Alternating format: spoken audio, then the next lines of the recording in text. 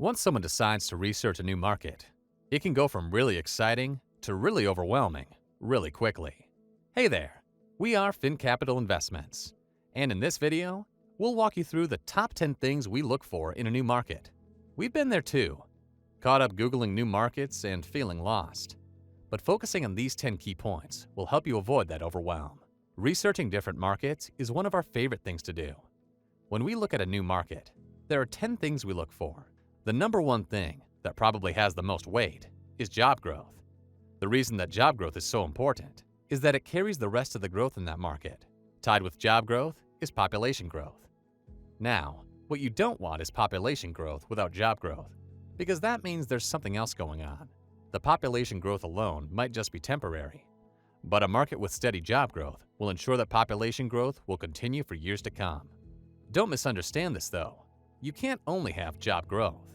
You need to have job diversity in a market too, because you don't want all the jobs going to one single sector. Think about the analogy of putting your eggs in a single basket. If that sector folds, it's going to affect the population growth, and probably several of the other bullet points here. So, in addition to job growth and population growth, you want to make sure that any given market has good job diversity. Next, you want to find a market that's going to be landlord-friendly and has low taxes. And a bonus if there are geographical barriers to growth. What we mean by that are things like mountains or oceans, physical restrictions specific to that location that will keep a city from physically growing beyond a certain point. This is important because as the city grows and more buildings get built, at a certain point, cities with those physical barriers are not going to be able to expand beyond a certain point, which will drive real estate values upward over time. Beyond that, look at the cost of living. You're going to want to find a market that has a relatively low cost of living, especially when compared to the median income of that area. This comparison as an indicator will tell you that with a low cost of living, people there are able to live comfortably.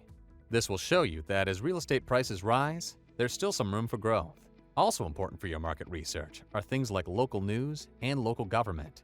You want to find a place where things are happening, where there's a rich and vibrant culture, and that it's supported by the efforts of the local government.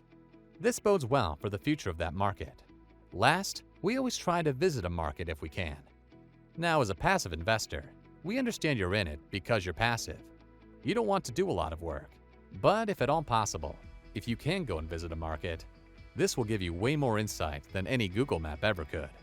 So, as you're researching markets, keep these factors in mind because, as we said, it's easy to get bogged down in the details. As long as you have these 10 key metrics in mind, you'll be able to easily compare different markets and find the best ones that will work for you. Now that we've helped you push being overwhelmed to the side and show you how simple it is to just focus on these 10 key points, what other questions do you have about researching markets? We'd love to see your comments below. As a special thanks for watching, we'd like to extend an invitation to you to join the Fin Capital Investor Club, where you can see actual projections and returns of real-life past and current deals. Talk about a sneak peek. Finally, let us know you liked this video by giving this video a thumbs up below. Do you happen to know anyone that could benefit from a real estate syndication? Feel free to share this video with them. Oh, and make sure you subscribe too. We are Fin Capital Investments. Thank you for being with us today.